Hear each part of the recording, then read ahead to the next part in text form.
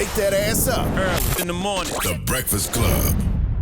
Morning, everybody. It's DJ NV, Jess Hilarious, Charlamagne the Guy. We are the Breakfast Club. Let's get in some front page news. Good morning, Morgan. Good morning, y'all. Happy Tuesday.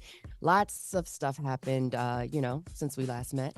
So let me get into it. So speaking on Fox News, former President Donald Trump says he's not concerned with with who Vice President Kamala Harris is picking for her VP running mate, should she be the nomination. And he slammed the Biden-Harris administration, saying they hurt the country. Let's hear more from Trump on Fox News. They have bad policies. Forget about the people. They have an open border policy. They have a high tax policy. They have a bad military policy. The whole world is going woke. Their world is going woke.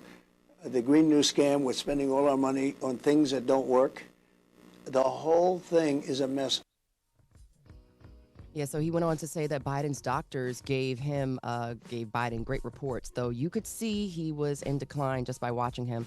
And during the interview, Trump also was joined by his VP pick, Ohio Senator J.D. Vance, who said the Democrats think Biden can't handle the campaign, then, he can't handle the presidency. But, he has obviously stepped down. I don't know where they were yesterday. So they spoke about They also spoke about the assassination attempt, both men agreeing that Trump was very lucky he wasn't hurt more, adding someone needs to be held responsible for the slow reaction time from authorities. Let's hear more from Trump on Secret Service. They had a policeman that actually saw the man with a gun, and you would have thought that that would have been conveyed to other people. So there were some mistakes. But I can tell you this, just to go on the more positive side, the people on the stage were unbelievable and brave. They were all Secret Service that came running up, and there was a lot of blood. But I understood they thought I was hit elsewhere. They thought I was hit actually in this area, and I wasn't. I said, "I'm telling you, I'm okay. I'm fine. I'm going to get up. I want to get up. I'm not going to be taken out on a stretcher." We had a little argument. Yeah, so Trump went on. Go ahead. No, I was going to say, if Trump gets back in the White House, he's definitely going to get rid of the Secret Service. He's going to get rid of the Secret Service, bring in his own, private troops. That'll be his version of the SS Nazis. I mean, and that'll grow to be like a private army. Right. You know what? At this rate, everybody's calling for at least the director to resign. So lawmakers, they definitely grilled Secret Service Director Kimberly Cheadle yesterday following that assassination attempt. Yes, they did. If I'd have just been like, man, just fire me already. They should have fired her. I watched her. They should have fired her. They should have fired her. They definitely should have fired He her. was bucking back, right? Okay, so House Oversight Committee Chairman James Comer said the Secret Service has become the face of incompetence. He said the agency failed to protect Trump and the rally goers in Pennsylvania and said no real answers have been given. Let's hear more from Comer. Americans demand answers, but they have not been getting them from the Secret Service. We are instead learning about new facts about the events surrounding the attempted assassination every day from whistleblowers and leaks.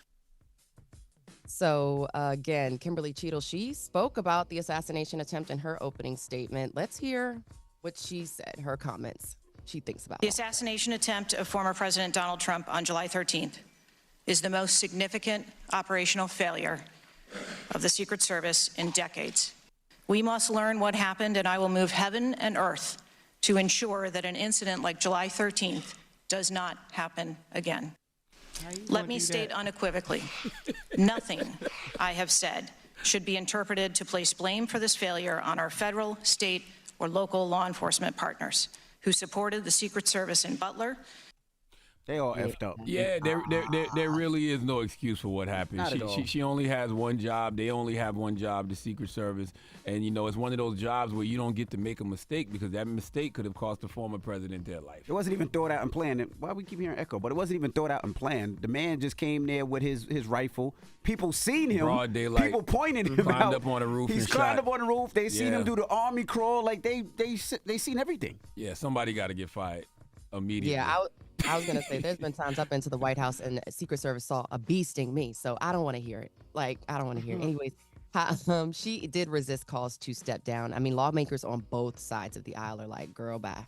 So. Oh, yeah, I kept seeing that. They're giving her the option to resign, but she don't want to resign. So will she want to get fired? She better resign. That's probably what's going to happen. She wants to move heaven and earth. And the Congresswoman from South Carolina, Nancy Mace told her she was foolish. Damn, Nancy. Nancy told us she was full of it. She ain't lying, though.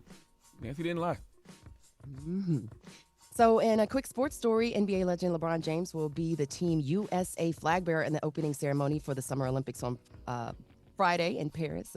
James will be the first men's basketball player to carry the flag, and it's his 4th Olympics.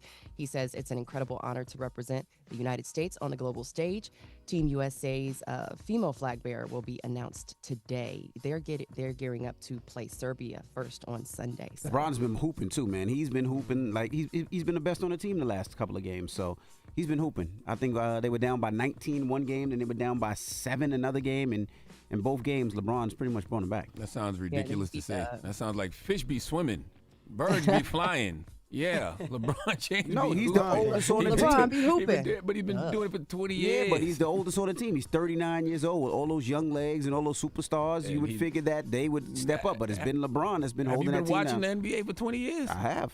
Yeah, LeBron ain't went nowhere. Yeah, I have. Like, that's not a surprise. Yeah, it is. That's why they call him King James. It is. It's a surprise to you that LeBron James is balling? At 39, 40 years old with all that young talent on the team. Have he's you been the one that's watching the leading? league for the last 20 years? When has LeBron declined? He hasn't been leading the league, though. Leading it in what? Points. He He's hasn't an won a ring a all-time couple leading times. scorer. Not in the last, 4 or 5 years. He hasn't been the highest point scorer in the last, 5, 6 he's seasons? the all-time leading scorer ever in the Yeah, history he's of the 39 NBA. years old, and you got all those young legs. You would have think that some of those young legs would be out there balling. I ain't seen nobody do that to LeBron yet. No. In 20 years. No, he's been balling. All right. I love this barbershop banter. This is great. Well, that is front page news. Get it off your chest. 800-585-1051. If you need to vent, phone lines are wide open again. 800-585-1051. It's the Breakfast Club. Good morning. Wake that ass up. Early in the morning. The Breakfast Club. Morning, everybody. It's DJ NV, Jess Hilarious, Charlamagne the Guy. We are the Breakfast Club. Let's get in some front page news. What's up, Morgan? So Vice President Kamala Harris appeared on her first on-camera event since the announcement. She was at the campaign headquarters in Delaware, where she laid out her experience as a California Attorney General and courtroom prosecutor. Let's hear more from VP Harris in Delaware. In those roles, I took on perpetrators of all kinds. Predators who abused women, fraudsters who ripped off consumers, cheaters who broke the rules for their own gain. So hear me when I say, I know Donald Trump's type. So in the next 106 days, we have work to do. We have doors to knock on. We have people to talk to. We have phone calls to make. And we have an election to win. Hey, man, there are no sure bets in an election, but I'll tell you one thing. Styles make fights, and I think Kamala Harris is tailor-made to go up against this particular opponent. Because you're talking about a woman, who can really speak to Roe v. Wade being abolished. She can speak to women's reproductive rights being taken away in a way that men can't. She's a prosecutor who's running for president against a recently convicted felon. It feels right. Mm-hmm. Yeah, she told her staff she will gladly put her record as a prosecutor against Trump's record as a criminal. She noted Trump has been found liable in a sexual assault case and found guilty of 34 counts of falsifying business records during the event. She was on speakerphone with President Biden, who said leaving the 2024 race was the right thing to do. Let's hear more from Biden. I know yesterday's news was surprising, and it was hard for you to hear, but it was the right thing to do. So I'm hoping you'll give every bit of your heart and soul that you gave to me to Kamala. The name has changed at the top of the ticket, but the mission hasn't changed at all. And by the way, I'm not going anywhere. I'm going to be out there in the campaign with her, with Kamala. I'm going to be working like hell. To be honest with you, I listened to that phone call yesterday, and I felt like he still gave that whole room COVID. Like, I could feel the COVID coming through the phone. It just felt like, I'm glad we heard his voice though, because I was kind of nervous though at first when he released a statement and it wasn't a press conference and he's been pretty quiet and just putting things on Twitter. I was kind of happy to hear his voice. Well, here's the reality of it. If we saw him on camera or if we saw him doing any public events, then the people would eat him up and say he's a super spreader. So Right. Senior so- super spreader. Yeah, so Biden also thanked his campaign staff and his family for his time. It was the first time the country had heard from Biden since his exit, and the first time Harris spoke publicly about the 2024 race. Now, during the call, VP Harris, she did praise President Biden for his time, adding that he's not done and there's still more work to do. Let's hear more from Vice President Harris on Biden. I'm a first-hand witness, from being with him in the Oval Office to the Situation Room and seeing him on the global stage with world leaders. President Joe Biden fights for the American people, and we are deeply, deeply grateful for his service to our nation. She's such a class act. So on Monday, she already has secured enough delegate votes to receive the official Democratic presidential nomination, although I believe that doesn't officially happen until the DNC next month. But she received over 900 delegate endorsements. House Minority Leader Hakeem Jeffries and other Democrats, like Senate Majority Leader Chuck Schumer, they will meet with Harris this week as she kicks off her campaign trail. He did not endorse her, but he did not endorse her, but he did speak highly of her, and he also praised President Biden for his decades of service. Let's hear more from Hakeem Jeffries. Kamala Harris has excited the community. She's excited the House Democratic Caucus, and she's exciting the country. And so I'm looking forward to sitting down with her in person in short order with Leader Schumer, and we'll have more to say about the path forward as soon as that meeting concludes. Well, President Biden is going to continue to do his job. And he's put the country first. He's put the American people first.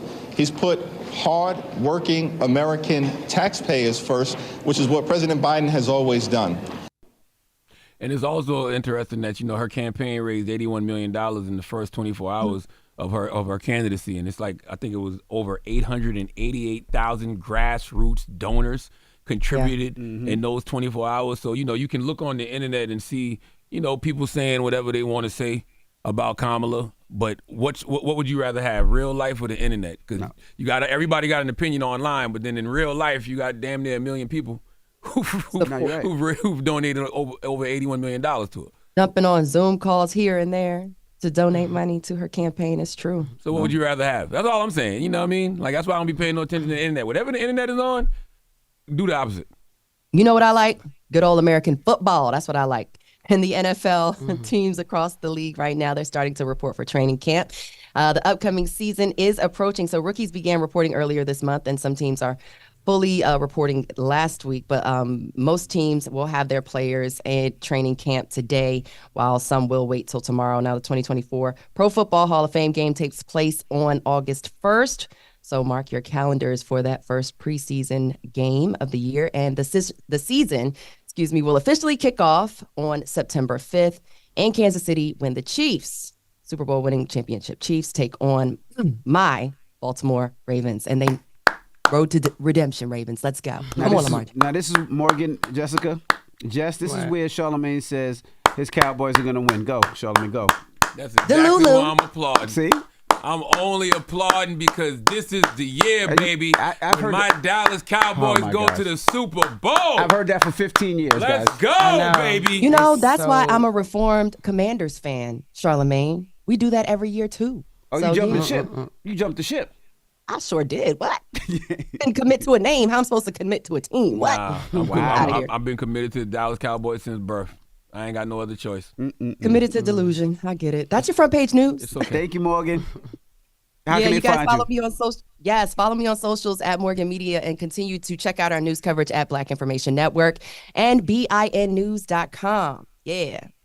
Wake that ass up. Early in the morning. The Breakfast Club.